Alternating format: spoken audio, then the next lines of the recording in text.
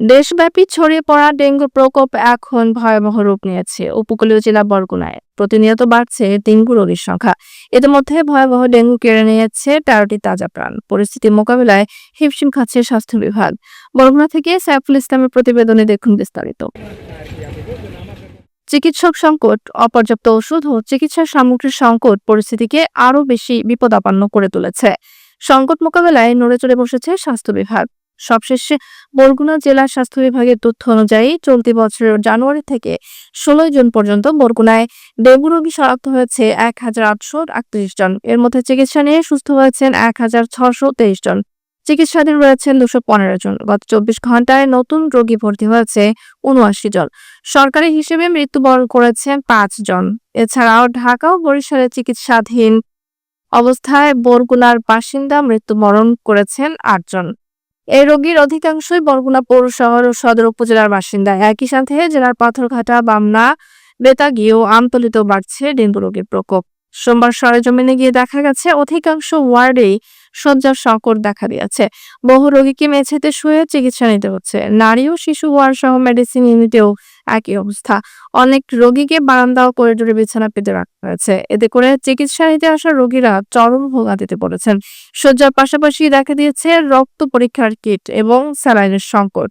অনেক রোগীকেই বাইরে থেকে টেস্ট করাতেও স্যালাইন কিনে আনতে হচ্ছে।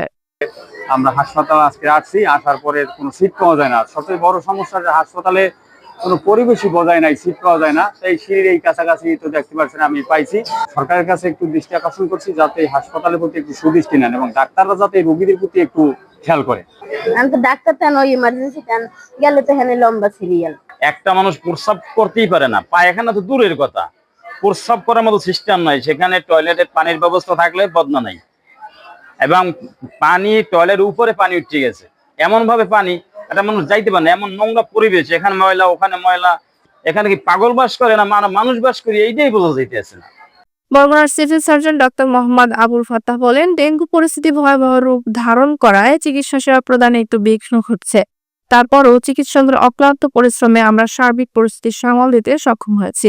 বরগুনার ডেঙ্গু পরিস্থিতি নিয়ে দফায় দফায় স্বাস্থ্য বিভাগের সাথে যোগাযোগ অব্যাহত রয়েছে। আমাদের আজকে পর্যন্ত 1759 জন আক্রান্ত রোগী আমাদের চিকিৎসা নিয়েছেন এবং সুস্থ হয়ে গিয়েছেন 1518 জন। তো 241 জন এখন 250 বেডেড হসপিটাল সহ অন্যান্য উপজেলায় চিকিৎসাধীন আছেন। আর আমাদের মৃত্যু হয়েছে 5 জন। তো আমাদের চিকিৎসা সেবার আমরা সর্বোচ্চ চেষ্টা করে যাচ্ছি। আমাদের চিকিৎসক সংকট ছিল।